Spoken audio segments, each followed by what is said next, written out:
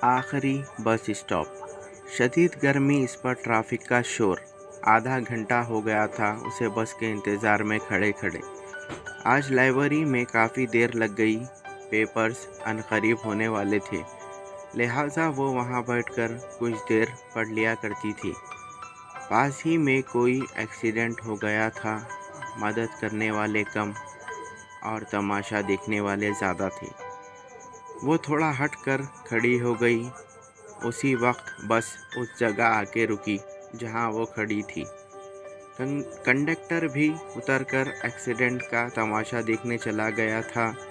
वो जल्दी से मौका गनीमत जानकर बस में सवार हो गई। सीट संभाल कर उसने महसूस किया कि बस तो पूरी खाली है। अजीब अजीब ख्यालात जहन में आने लगे। उसने उतरना सोचा, मगर बस चल पड़ी थी। बस की स्पीड कम थी। कंडक्टर और ड्राइवर की बातों से अंदाज़ा हुआ कि बस ख़राब है, इसीलिए सवारियां नहीं उठा रही थी।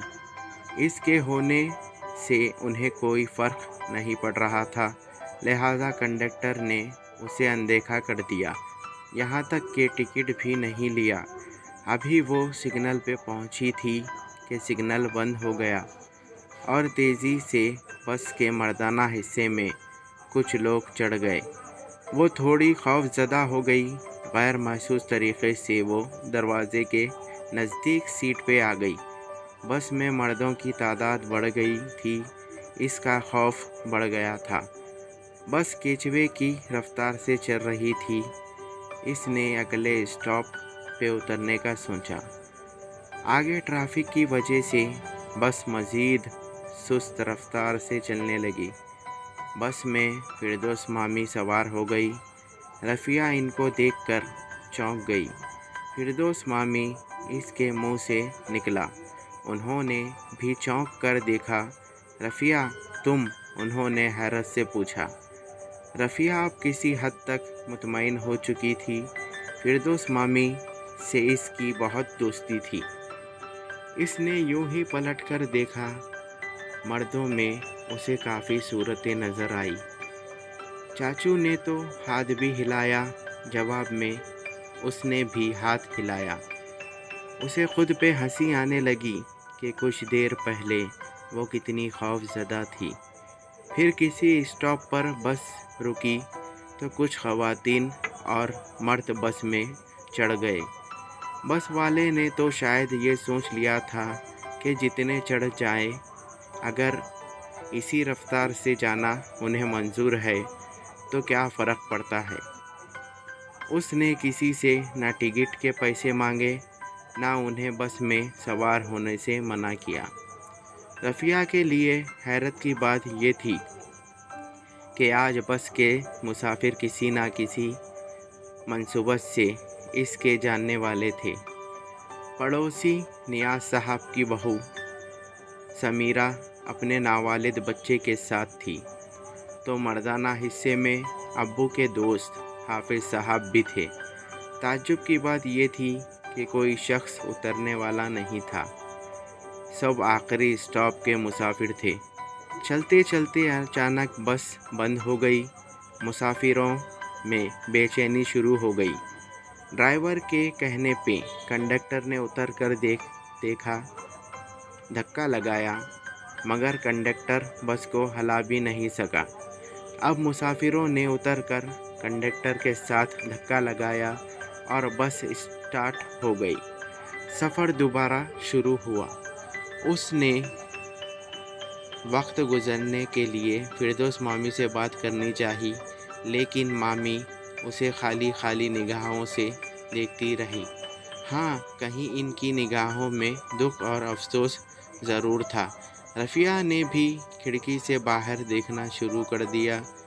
आखिरकार बस का आखिरी स्टॉप आ गया। शाम ढल रही थी। इसने अपना बैग उठाना चाहा, मगर वो वहाँ था ही कब। वो तो लाइब्रेरी में रह गया। शदीद अगले ही लम्हे वो ये सोचकर मुतमईन हो गई कि वहाँ से कोई चीज़ नहीं खोई। दूसरे दिन काउंटर से मिल जाती है। फिरदौस मामी हमारे घर चलें, उसने बड़े इत्मीनान से कहा। आऊँगी बहुत जल्द, उन्होंने धीमे लहजे में कहा और एक जानिब चल दी। अंधेरा आहिस्ता आहिस्ता दिन की रोशनी को खा रहा था। वो तेज़ कदम उठाती घर की तरफ चल दी। घर का दरवाज़ा खुला हुआ था और टीवी की आवाज़ घर में गूंज रही थी। दरवाज़ा बंद करके वो घर में दाखिल हुई। अम्मी यकीनन किचन में होंगी।